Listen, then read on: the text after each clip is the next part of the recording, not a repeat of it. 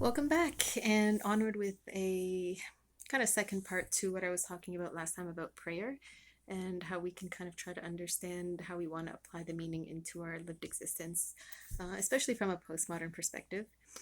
And I had asked, I don't remember if it was like two videos back, but I had asked something about how do we understand nirvana? And naturally, as I've kind of been talking about, my mind typically finds a way to find some kind of analogous story to whatever might create meaning for me for something that's really, really big and kind of abstract and difficult to find a definition for. So, zeitgeists are kind of like a political climate or a status quo. And within that is usually a religious status quo. And when I say religious, it doesn't necessarily have to be a particular affiliated religion. It can sometimes be something that a family tradition carries on and it becomes like an embodied subculture within some kind of society. And so several families might have this kind of zeitgeist and they don't let the members within, like, let's say 5 or 10 families really break out of that easily, right? So I think that because zeitgeists are a perpetual force in the world, where there's this mix of political and religious climates trying to contend with each other, enlightenment is a very time and era specific kind of understanding or construct.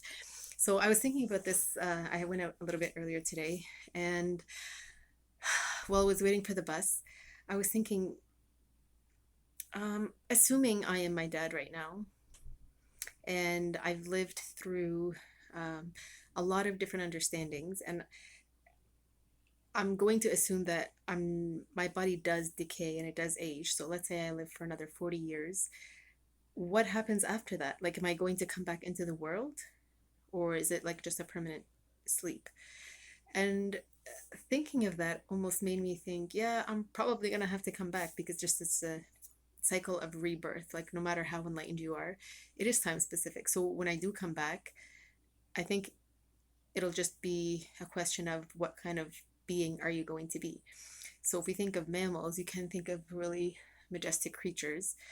Um, and for me, I would personally, like, sometimes I'd kind of question, like, in my history of like 40 years right now, there have been times where I almost wish I wasn't human because it can be such a difficult sort of existence. And I remember as a kid, I'd always wish I was a bird. And from the Quran, it's always mentioned that they do have a specific logic that we can learn from, but we can't really understand. Almost kind of hinting at the fact that within human communities, we don't always have to have the same kind of logic or understanding either. So growing up now as an adult, I would think, like, I don't know, like, what would you want to kind of choose to be? Because when you think of like the majestic animals, they're all predators, right? Like, they're like, you're kind of like awestruck by them, but then you're like, whoa. I mean, elephants are known to be really empathetic, so maybe that's a thing. But anyway, it kind of had me thinking, and then part of me was thinking, regardless, even if I come back as human, um, it's still going to be a process of trying to understand and grapple with what the contemporary context is. And I guess the assumption of having proactively tried to grapple with what the process of integrating is can almost enable your consciousness to already kind of be that way in the future. So even if you come back as like a middle class human, it may just be something that's easy for you to do to kind of have an upward kind of mobility with the society so that you can kind of uh, be somehow influential in understanding how to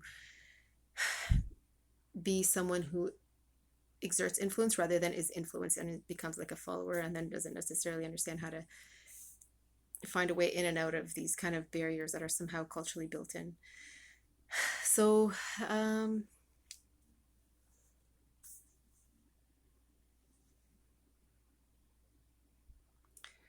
think that's pretty much one of the things that I was thinking about.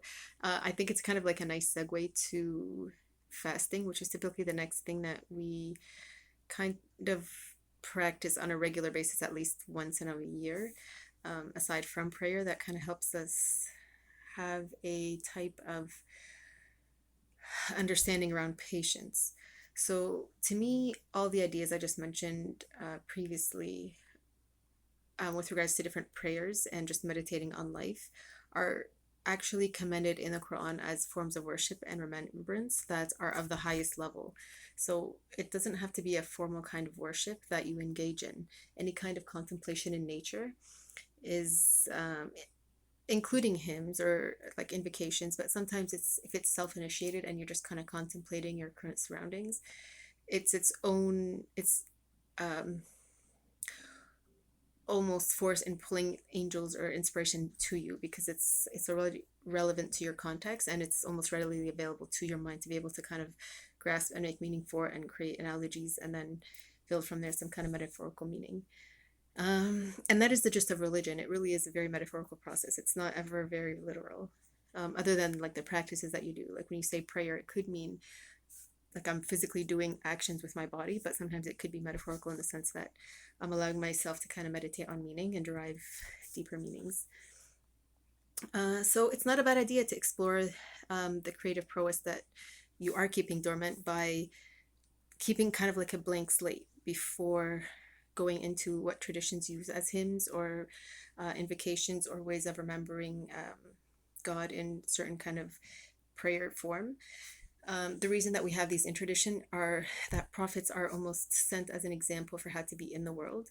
So it's not to say that they needed the prayers for themselves as such. It's more, we are giving you an example of the best way to exist in the world, and these forms of prayer are helpful. So it's kind of like a role model, kind of where you're welcome to use this example and add upon it. So that's it for the middle point, being meditation that's not necessarily going to derail you from going into like in-depth religion or keep you from being secular either. If you just want to kind of hang out with, I just want to contemplate my existence, and that's it. It's just thinking about things is already like a form of worship that's going to be commended, and it's going to have some kind of return on investment for you, like in some kind of spiritual enriching way. So that's it. I'm trying to keep these sessions a little bit shorter. I realized at the beginning of my videos were very, very slow as I'm kind of getting used to articulating my ideas and making them kind of coherent.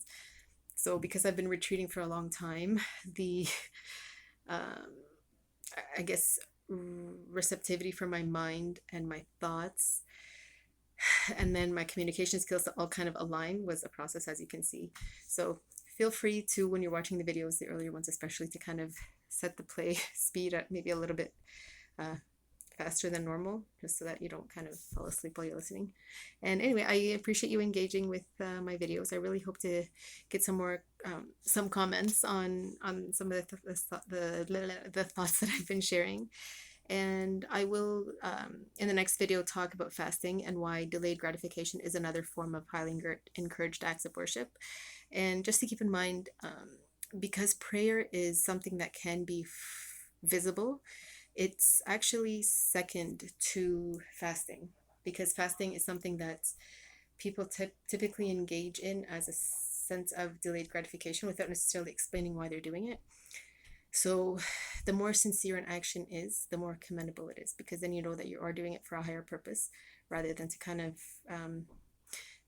show off or for like reasons of conceit, which are kind of a detriment to kind of spiritual uplifting. So that's it, and I'll see you next time.